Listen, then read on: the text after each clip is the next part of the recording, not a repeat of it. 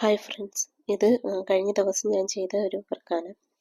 നമ്മുടെ Alia cut കുർത്തിയിൽ scallop neck. അപ്പം ഇത് സ്റ്റിച്ച് ചെയ്തപ്പോൾ ഇതിന് കറക്റ്റ് സിബൊന്നും കിട്ടില്ല, സെയിം കളറിൻ്റെ. അപ്പം നമുക്ക് കൈ കിട്ടി ഒരു സിബ് വെച്ചിട്ട് ഇത് എന്തായാലും ഫിനിഷ് ചെയ്യണമല്ലോ എന്ന് ഉദ്ദേശിച്ച് ആ സിബ് വെച്ചിട്ട് തന്നെ ഒന്ന് ചെയ്തതാണ്. പിന്നെ അന്നേരം ഇതിങ്ങനെ പ്ലെയിൻ ആയിട്ട് കിടക്കുന്നത് കണ്ടപ്പം എന്തോ ഒരു ഇതിനകത്തൊരു ബീഡ് വർക്കും കൂടെ, എന്തെങ്കിലും ഒരു ചെറിയ സിമ്പിളായിട്ടുള്ള എന്തെങ്കിലും ഒരു ചെറിയ ബീഡ് വർക്ക് കൂടെ ആഡ് ചെയ്താൽ നല്ല ഭംഗിയായിരിക്കും.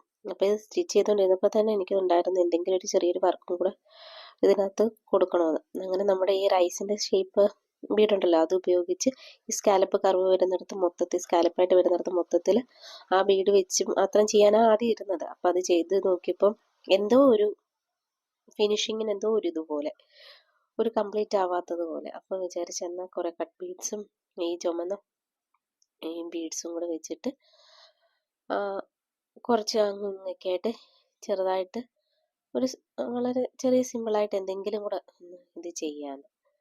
അങ്ങനെ ഇതിപ്പോൾ ആ സ്റ്റിച്ച് ചെയ്ത് ആ അന്ന് തന്നെ ഇത് ചെയ്തിട്ട് ഇതിപ്പോൾ ഏകദേശം ചെയ്ത് കഴിഞ്ഞപ്പോൾ തന്നെ രാത്രി ഒരു 10-10:30 ആയി. മൊത്തത്തിൽ കംപ്ലീറ്റ് ചെയ്യണമെന്ന് എന്ന് തോന്നി. എന്നിട്ട് ഇതിൻ്റെ ഫൈനൽ ലുക്ക് നിങ്ങൾക്ക് ഇഷ്ടമായോ ഇല്ലയോ എന്നുള്ളതും കൂടെ പറയണം.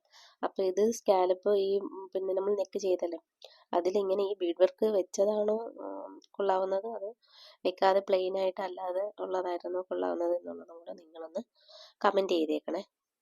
അന്നേരം ഫൈനൽ ലുക്ക് ഇതാണ്. നിങ്ങൾക്ക് ഇഷ്ടപ്പെട്ടോ?